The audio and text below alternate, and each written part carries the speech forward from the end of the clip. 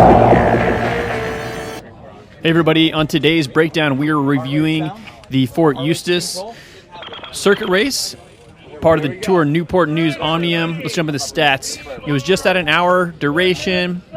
Average speed was 27.6. My normalized was 288, so a little bit chiller on a flat circuit race that we had here. We were doing 9 laps today. This is the final day of the Tour of Newport News, and we are participating in the Cat 2-3 Omnium. All right, let's go ahead and push into this thing. We're just finishing up our opening lap, so we're starting lap 2. No rear camera today. Couldn't get that thing to work, super frustrating.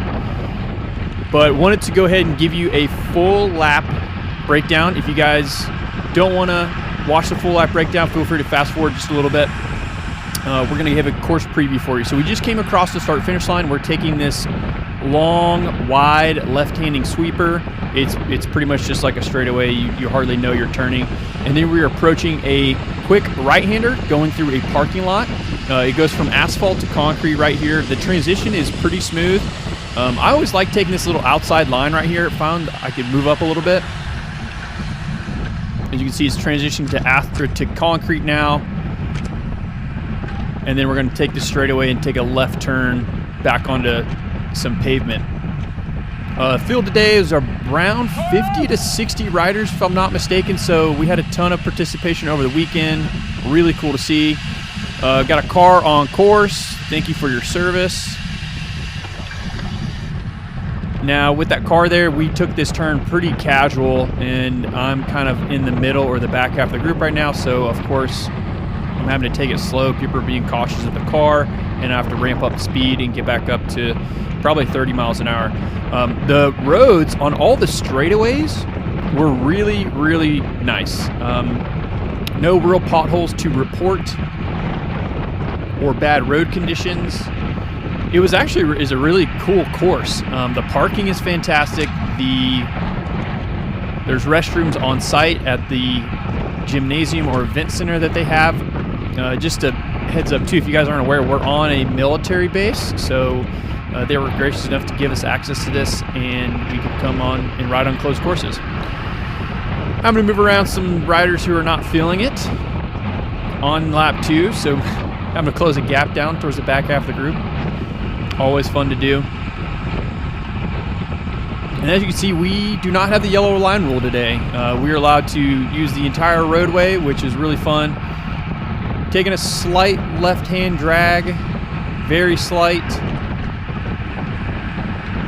Just like our previous day that we did for the Twilight Crit, we are looking to be, me and Bryce are in this race, we're looking to be fairly aggressive. My whole goal is to really try and make sure I'm getting ready for the sprint. All right, as we approach this next left-hander, there is a huge hole or like dip in the road. You'll see it right here. Ba-bonk. Camera doesn't do it any justice with the stabilization, but on the inside, it's a divot, and almost like 1 or 2 bikes to the right of that, it is extremely violent. You will definitely get bucked when you're pedaling through that. But on the far right side, like a full car width on the right, taking that left-hand turn, it's completely smooth. No one really had any issues with it. Everyone rode through that pretty clean, and we rode through it fast on the coming laps. So you can see right now we're rolling like pretty quick, 35 back down to 31 miles an hour, and it's been surging. There's guys have been wanting to throw attacks all day long, and that's been kind of the name of the game. Unfortunately, this course is so flat and not as technical. You can kind of see really far up the road, so you can always have visibility. You can see now there's two riders up the road right now.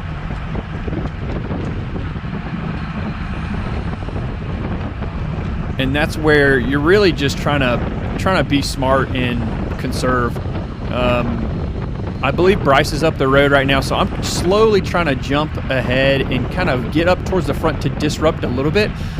It's only me back here, so it's a little tough whenever you have a lot of other teams and just a ton of other riders to contest, and you don't have the yellow line rule, so the road is super wide, so it's you know, elbows out and kind of just setting a soft tempo. But as soon as I like move over to the right, you have guys countering over the top of you. And so now I'm just kind of just keeping it chill right here, letting guys come around me, trying to slow them up the best I can without being egregious, and kind of just slotting in. But with these 4 or 5 guys going up the road right here and chasing down Bryce, and I believe he was with one more guy. I believe it was an automatic Lonely Hearts rider. So looking like 6 to 7 guys are kind of already up the road right there, and sure enough, more guys are wanting to be a part of this thing. And again, this was the name of the game the entire day. Nothing really got away. And I really don't know how we could accomplish that. Maybe if we had some teams that had like 6 or 7 riders that could really control this thing. But with the road being so wide and just it's not very technical right here, we just came down this long straightaway. You have guys that are really hungry. Okay, as we look up the course map, we're about to take a left and a right chicane right here. This is crucial for the end of the race. Super smooth, no potholes or anything in this turn. And then if you look on the right and the left, there's no ditch. So like you could kind of cook and just yeet the left-hander right there. And if you overcooked it, you could just run in the grass, and you know there's really no risk of like hitting a curb. Taking this right-hander, it kind of off.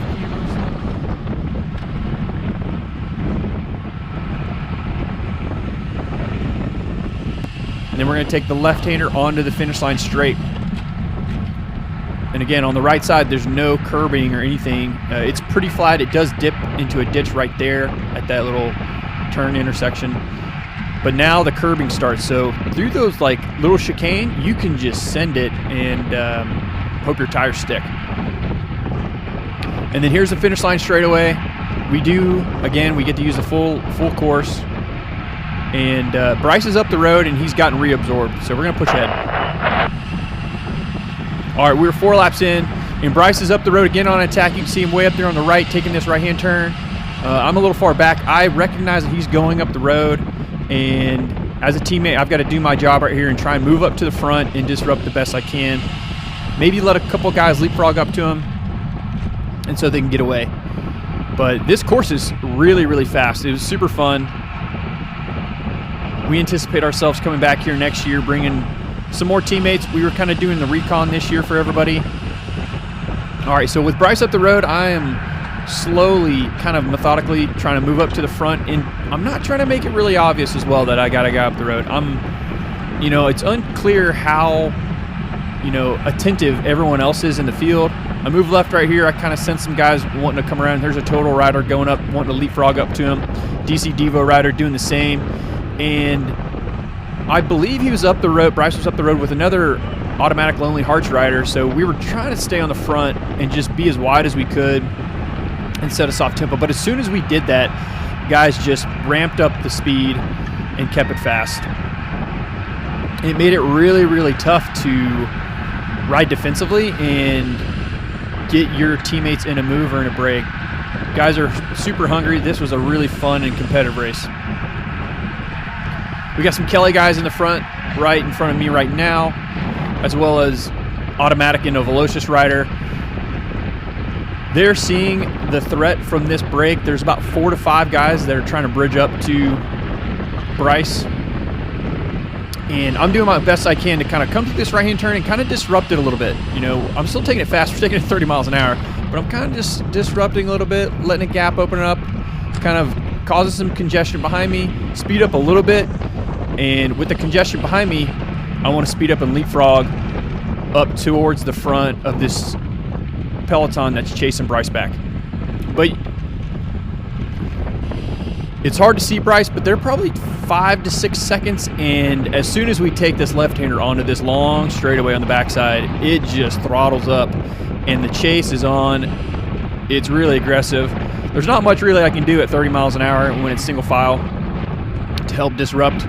I'm really kind of just holding on and making sure, if there is a chance for me to disrupt, I'll do the best I can. So you can see I'm kind of moving up to the right here, trying to slot in and get in front of these guys. Like maybe if they're going to, flick an elbow and like rotate off, I'll let them go. So right here, I see the little gaps opening up. They're just keeping on the power, and I just kind of just dial back the power just a little bit. And sure enough, I'm going to see like a couple guys come around me. They recognize that either they think I'm tired or I'm not interested in being a part of this. And unfortunately, a couple minutes later, we get everything reabsorbed, and Bryce gets brought back. All right, you hear that right there? There's the bell. So on lap 7, we were a little confused. I was under the impression that this was a Omnium points preem for the race. And then later in the lap, other guys were thinking that it was a cash preem. So we wanted to get Bryce points, and we'll skip ahead a little bit right here in the lap. We wanted to get Bryce points to hopefully like jump him up just 1 or 2 spots. Right at this point, like Bryce would really have to win to be on the podium for the Omnium. But we're trying to do everything we can. Well, Bryce didn't have any interest because there was just confusion. He was thinking it was cash. I was thinking it was points. Well, I already kind of found myself towards the front later in this lap, and a couple guys are trying to string it out and get it single file, and I'm like, well, I'm already up here. I might as well play a little bit. And what this will help me do is in the last lap, coming down to the field sprint, hopefully being up here and getting an idea of what it's like coming into the finish will help me in the last lap. So we're skipping ahead again, coming down to the final section of this preem lap, and I'm sitting about 6th or 7th wheel, coming through this chicane, and it is really fast, super strung out, all single file. Coming through this right-hander, shout out to the guy who called inside right there. Sorry, buddy, not giving you an inside on a race like this, in a field like this, but I appreciate you asking. So we're rolling through again.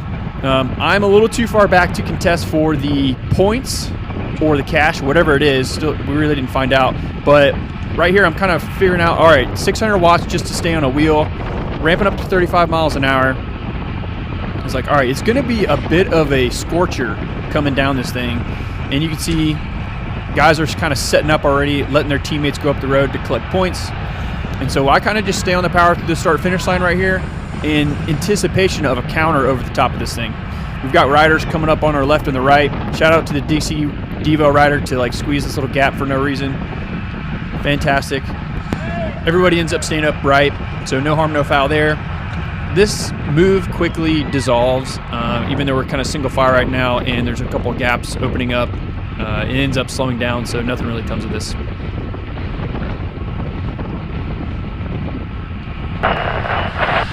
Okay, we are skipping ahead to the last lap. We are approaching the final chicane on this long backstretch of the course. I had previously been up at about 5th wheel just before this footage, and man, I was really liking my position, but I knew we had such a long way to go on this backstretch, and since we don't have the double line rule or the yellow line rule, there's just so much room to cover in. It's really hard to kind of keep it fast all the way on the front, especially when you've only got one other teammate and you're surrounded by 50 other riders that are wanting to take the dub. So now we're right on the right there, had a great time to move up. We're going 5 wide in this thing. I'm yelling up, approaching the left-hand corner, get a little bump of shoulders right here in the front. Nothing to write home about. Drop out my first sprint. Really want to get around of all the shenanigans that are happening behind me. It is getting single file in the front. You can see how far the leaders are up the road. Got a rider on my inside. I'm losing a couple positions through this chicane. I'm shouting at everybody. Hopefully everyone can open something up, and they just go early. End up throwing out another 1,100 watts to really ramp up to our 35 mile an hour sprint speed, and gaps are starting to open up. That guy on the green on the far right did a great job just like jumping super early, and the leaders are way up the road. I'm not going to contest the sprint, so I'm just going to stay on the power and get the best finish I can here. But this sprint is so long, guys. Man, boom, finish line right there. You really need like 1 or 2 lead out guys. You really need one guy to kind of do that whole straightaway and let you launch as late as possible. But anyways, end up finishing around 14th or 15th, I believe. Great weekend, great group of people to be racing with. Highly recommend if you can make it up to 2 of the Newport News for the Omnium. Come check it out. It is a great event. You will not be disappointed. Appreciate you watching.